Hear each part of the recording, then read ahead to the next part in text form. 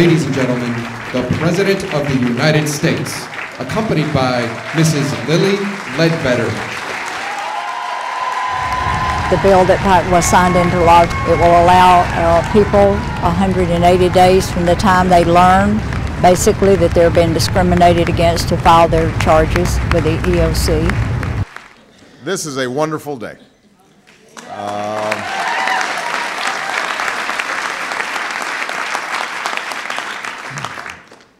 First of all, it is fitting that the very first bill that I signed, the Lilly Ledbetter Fair Pay Restoration Act,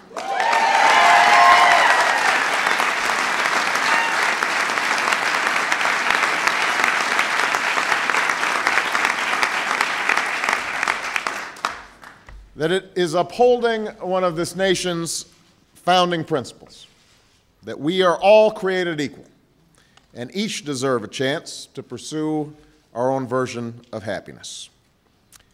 It's also fitting that we're joined today by the woman after whom this bill is named, someone who Michelle and I have had the privilege to get to know ourselves. And it is fitting that we are joined this morning by the first woman speaker of the House of Representatives, Nancy Pelosi.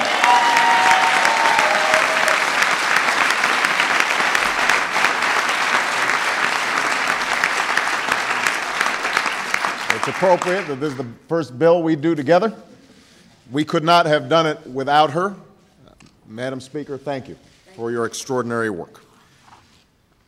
And to all the sponsors and members of Congress and leadership who helped to make this day possible. Lilly Ledbetter did not set out to be a trailblazer or a household name. She was just a good hard worker who did her job, and she did it well for nearly 2 decades before discovering that for years she was paid less than her male colleagues for doing the very same work.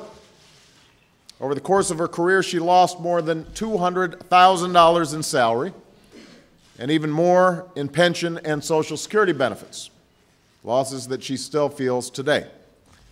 Now, Lilly could have accepted her lot and moved on. She could have decided that it wasn't worth the hassle and the harassment that would inevitably come with speaking up for what she deserved. But instead, she decided that there was a principle at stake, something worth fighting for. So she set out on a journey that would take more than 10 years, take her all the way to the Supreme Court of the United States, and lead to this day and this bill which will help others get the justice that she was denied. Because while this bill bears her name, Lilly knows that this story isn't just about her.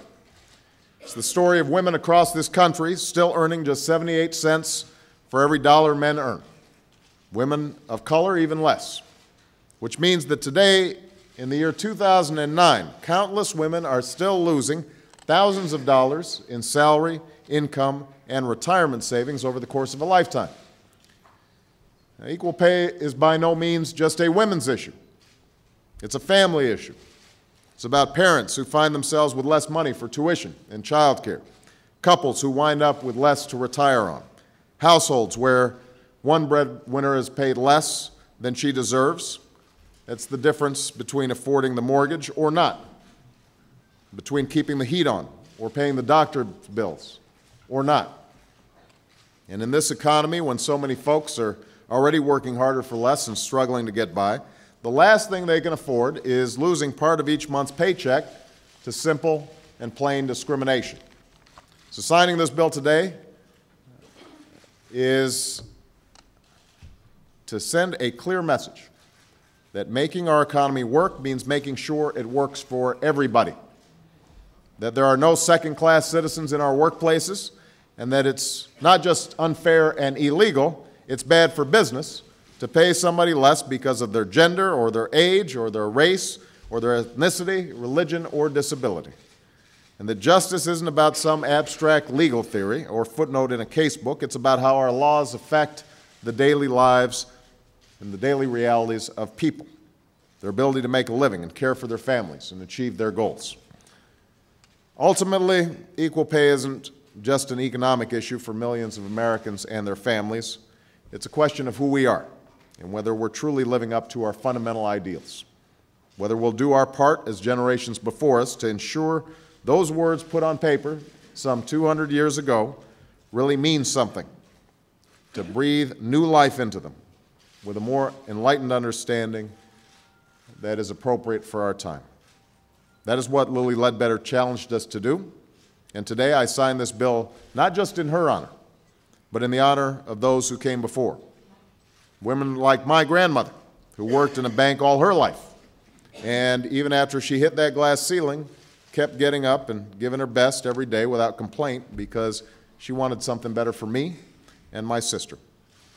And I signed this bill for my daughters and all those who will come after us, because I want them to grow up in a nation that values their contributions, where there are no limits to their dreams, and they have opportunities their mothers and grandmothers never could have imagined. In the end, that's why Lilly stayed the course. She knew it was too late for her, that this bill wouldn't undo the years of injustice she faced or restore the earnings she was denied. But this grandmother from Alabama kept on fighting because she was thinking about the next generation. It's what we've always done in America, set our sights high for ourselves, but even higher for our children and our grandchildren. And now it's up to us to continue this work. This bill is an important step, a simple fix to ensure fundamental fairness for American workers. And I want to thank this remarkable and bipartisan group of legislators who worked so hard to get it passed. And I want to thank all the advocates who are in the audience who worked so hard to get it passed. This is only the beginning. I know that if we stay focused, as Lilly did, and keep standing for what's right, as Lilly did, we will close that pay gap, and we will make sure that our daughters have the same rights, the same chances, and the same freedoms to pursue their dreams as our sons. So thank you, Lilly Ledbetter. It's wonderful.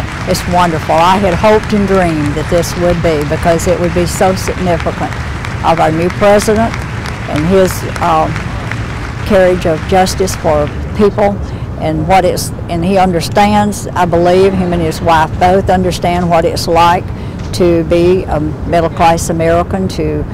And you know, most families today, it takes two people to earn a decent living in this country, and I think they realize that, and this is one thing that will allow the women and the minorities to be paid fairly, and if they're not, then they will have an option to do something about it.